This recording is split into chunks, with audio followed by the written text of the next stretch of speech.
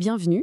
Aujourd'hui, on va décortiquer un discours assez percutant sur l'état de la sécurité mondiale et surtout, on va regarder de plus près la nouvelle approche qui est proposée pour l'avenir.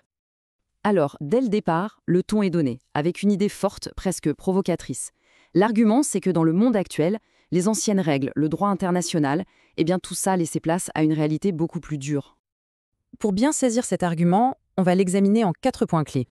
Commençons donc par le cœur du problème soulevé, l'idée que le droit international et les grandes institutions mondiales ne sont tout simplement plus suffisants pour assurer la paix. L'idée centrale, c'est vraiment ce basculement. On serait passé d'une époque où l'on croyait à la sécurité collective par le droit à une réalité bien plus pragmatique où, au final, ce qui compte vraiment, c'est la puissance militaire et de bons alliés. Et pour étayer ce constat, le discours déroule une longue liste de crises.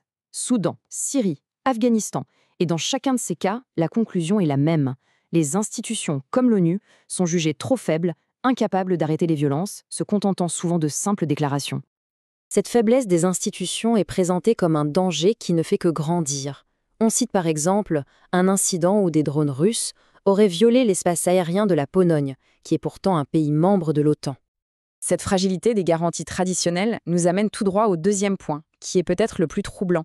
La nature même de la guerre est en train de se transformer, et ça va très très vite. Le message ici est assez limpide. Les armements de pointe, qui étaient avant réservés à quelques superpuissances, sont en train de se démocratiser. Et ça veut dire que n'importe qui peut être menacé n'importe où. Pour bien se représenter ce que ça signifie, un chiffre est mis en avant, un chiffre qui interpelle. 3000 kilomètres. C'est la distance que certains drones peuvent parcourir aujourd'hui pour aller frapper leur cible. Les frontières géographiques d'autrefois n'ont plus vraiment de sens. Et ça change tout sur le terrain.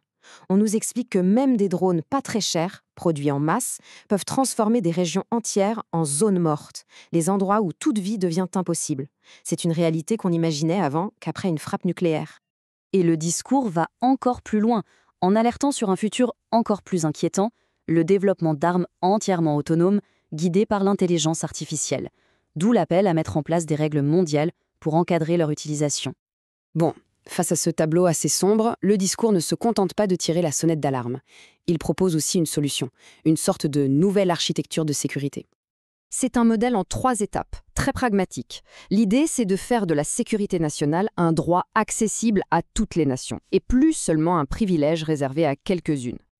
Une partie de cette vision, c'est aussi le partage de technologies et de savoir-faire qui ont déjà fait leurs preuves sur le terrain. C'est une façon de permettre à des partenaires de moderniser très vite leurs propres capacités de défense, sans avoir à tout réinventer. Et tout ça nous amène au message final du discours. Un appel à l'action qui place chaque nation face à un choix fondamental pour l'avenir du monde. L'argument devient alors très concret, presque économique. Agir tout de suite coûterait bien moins cher que de devoir plus tard se défendre contre toutes ces nouvelles menaces qui se multiplient.